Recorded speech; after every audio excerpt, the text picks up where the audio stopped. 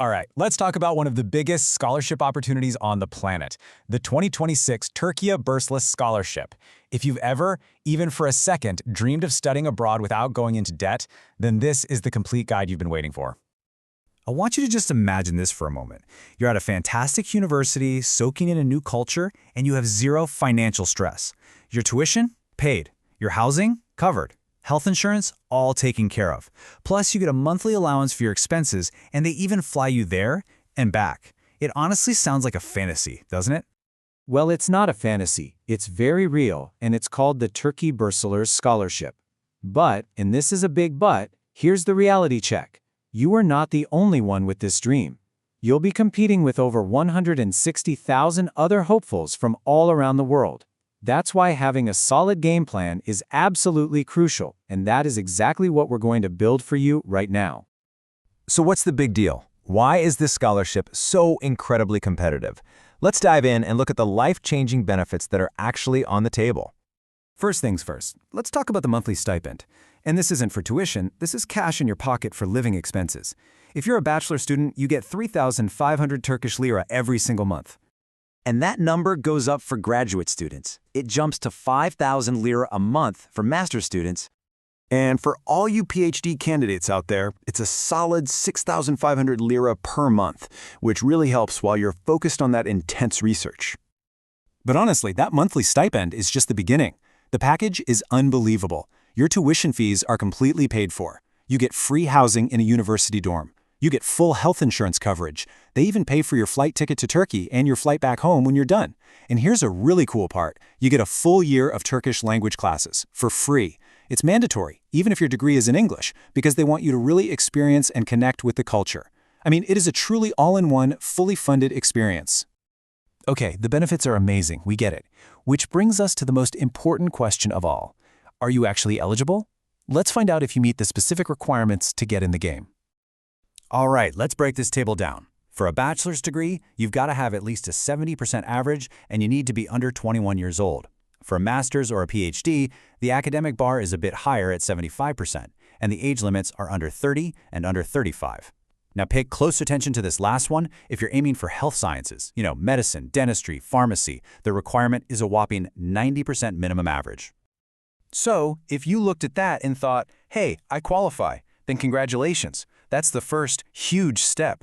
Now let's get into the nitty-gritty of the application itself. We'll go through everything you need to prepare and the exact steps to take.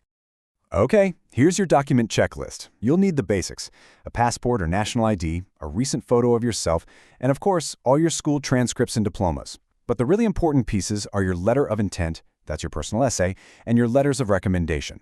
Now, depending on your program, especially if it's taught in English, you might also need things like TOEFL scores or results from tests like the SAT or GRE. My advice? Start getting all of this together now. The process itself is actually pretty simple. It's really just 4 main steps. 1, create your account on the official website. 2, you fill out the online form and you get to pick up to 12 different university programs, which is great. 3, you upload all those documents we just talked about. And finally, step 4, you double-check everything and hit submit. And you know what the best part is? It is 100% free to apply. Okay, now for some insider advice. Every single year, thousands of applications get rejected because of simple, easy-to-avoid mistakes. Let's make sure you don't make them. The single biggest strategic mistake people make is applying for things that don't match their academic background.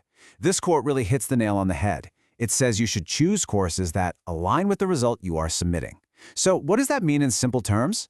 It means your grades need to tell the same story as your goals. Let me make this super clear with an example. Say you apply for international relations, but your grades in history and geography are kind of weak. That's a bad move. It just doesn't look convincing. But a much stronger choice, if you have amazing grades in math and economics, apply for something like agricultural economics.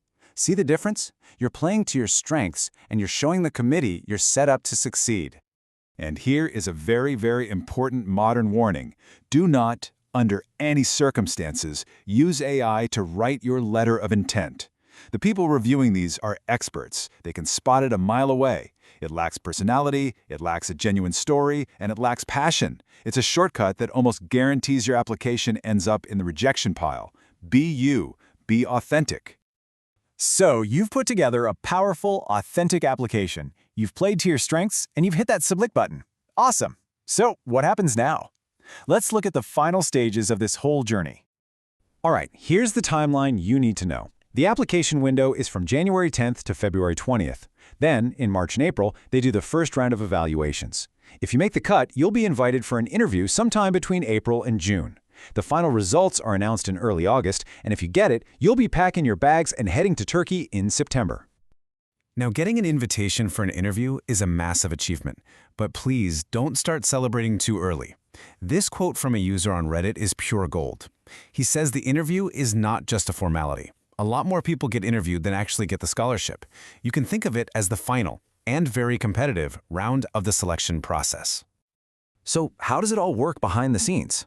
Well, there are basically 4 stages. First, they do a quick check to make sure you meet the basic rules: age, grades, all that. Second, a committee of experts does a deep dive into your application and your goals. Third, if you're shortlisted, you get the interview. And for undergrads, there's also a short math and logic test. And finally, based on everything, the committee makes its final decision. When you boil it all down, after all the forms and interviews and waiting, it comes back to this one simple but powerful idea. Everything good in life, it all starts with an opportunity. The Türkiye Bursları scholarship is so much more than just money for school. It's a doorway to a top-tier education and a cultural experience that will change your life forever. One single opportunity really can change everything. So the only question left is, are you ready to take it?